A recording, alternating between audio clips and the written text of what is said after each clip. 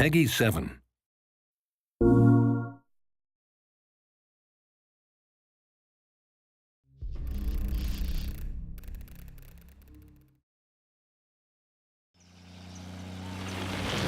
So to open the movie, I wanted a very non-typical Wipeout shot with a vehicle pass by which was almost abstract.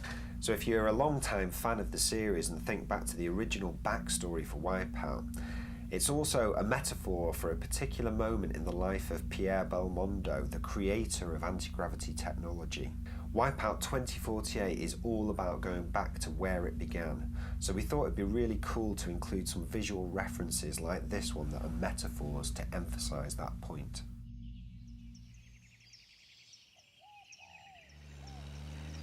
If we jump back into the movie for a second now, you'll see here that the vintage vehicle gets a bit of airtime as well, which is obviously a nod to that wonderful shot, and of course a nod to anti-gravity again.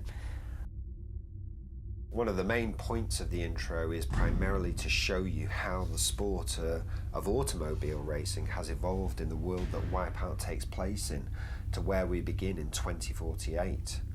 But also to help ground it a little in reality, especially through our choice of vehicles in the early stages of the intro like this one.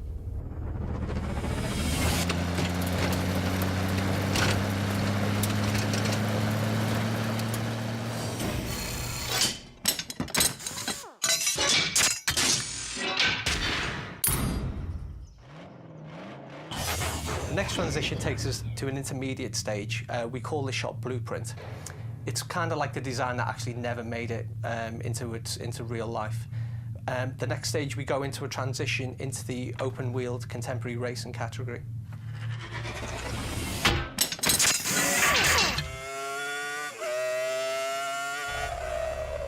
Again, these are really cool annotated visual transitions, are just another way to show you how the sport of motor racing evolved over the years, eventually settling on Formula One style racing, which is right where we are now in 2012.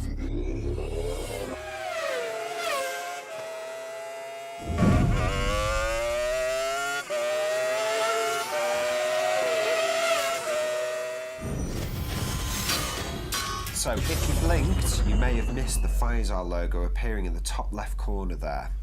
If you know your Wipeout history, then you'll know that Pfizer is one of the longest running teams in the sport. So here we wanted to have a little fun by fast forwarding to the year 2025 with the advent of what we're calling ball racing. So it's almost like ball wheel racing. It's the intermediate step between anti-gravity being fully commercialised. You know, it had started, but it hadn't really made it into a commercial entity. You'll see in this sequence that the vehicles actually drive up the side of the wall. What we didn't want to do at this stage is say that this is AG right now. This is still very much a surface-based racing game, so the mag strip stuff was obviously the next phase that we go into. Okay, and now the money shot, the Pfizer Speed AG Racer, where we arrive on the starting grid in 2048 for the birth of the Anti-Gravity Racing Championships and a quick glimpse of Nova State City.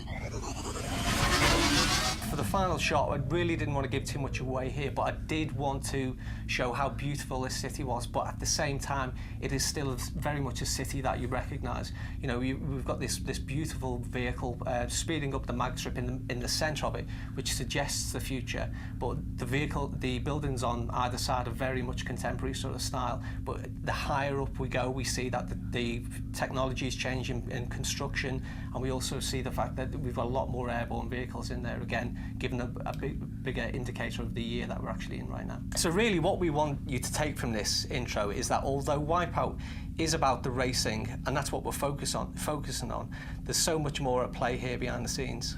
Absolutely, you know, I think the world it takes place in is vast, and you know, we all feel it has such a richly detailed history, and we feel really that we're only just scratching the surface by going back to where it all began, particularly with Wipeout 2048. And with that in mind, watch this space, you know, maybe there's possibilities in the future for where we could explore further.